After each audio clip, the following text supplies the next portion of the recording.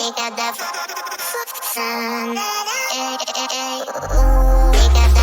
everyone, and welcome back to Hype Senpai.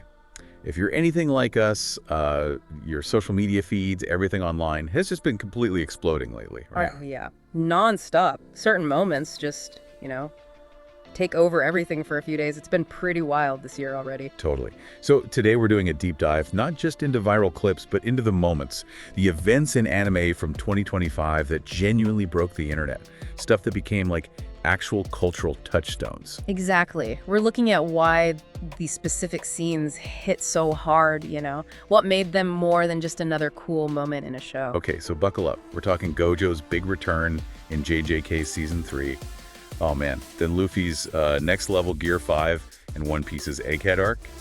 Plus Deku getting real intense over in My Hero Academia Vigilantes. A different vibe there. For sure. Then Thorfinn's big moment of the Vinland Saga finale, which was, wow, unexpected. And we're circling back to JJK for Yuji's technique reveal. It's a stacked list. Definitely. Where should we start? Gotta be Gojo, right? Has to be.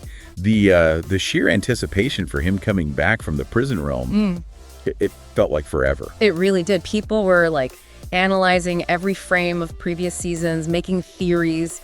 The hype was just immense. Yeah, you could feel it online. Everyone just waiting, hoping. So when it finally happened in 2025, it wasn't just, oh, cool, Gojo's back.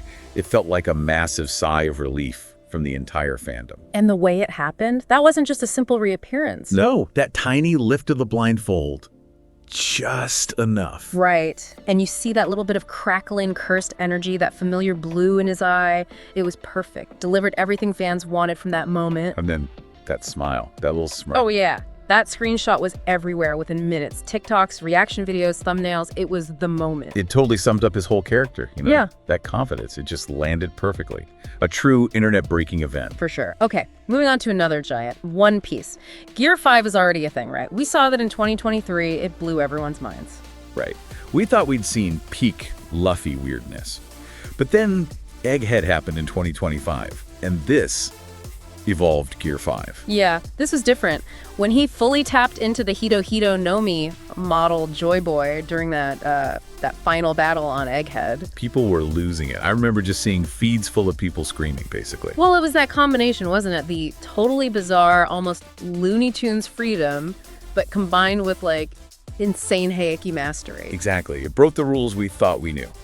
Again. And the discussion online, on Reddit and stuff, it just went nuclear. People trying to figure out what it all meant. And you got to shout out the animators. They didn't just animate it. They popped off. Absolutely. The fluidity, the impact, the sheer creativity was on another level. Yeah.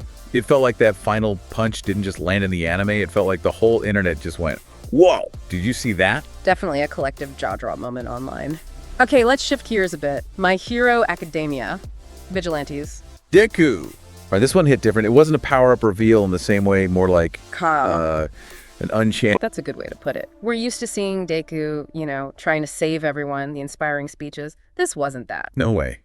When Koichi's life was on the line, it was like a switch flipped. Yeah. Pure vigilante mode. No holding back. Yeah, no speeches, no trying to understand the villain, just pure raw power and honestly, kind of scary intensity. And the animation style matched it, didn't it? It got darker, grittier. It really did. It leaned into that feeling, made it feel more dangerous, more desperate. You felt the stakes through the visuals. People online were immediately calling it Deku's Batman arc or something. Yeah, I saw that. And it kind of fits, right? That feeling of a hero pushed to their absolute limit, operating in the shadows, maybe bending their own rules. It definitely gave me chills. Seeing that usually bright character go to such a dark place, even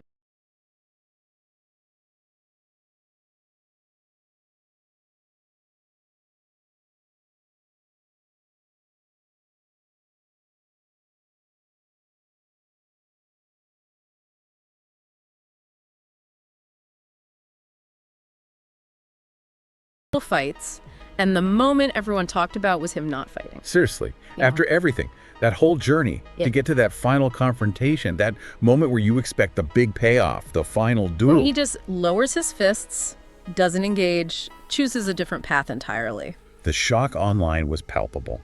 Not because of some crazy move, but because of the sheer maturity of that decision. It felt earned, though, like the culmination of his entire character arc across the whole series, rejecting the cycle of violence he was trapped in. Yeah, it wasn't just a plot twist, it felt profound.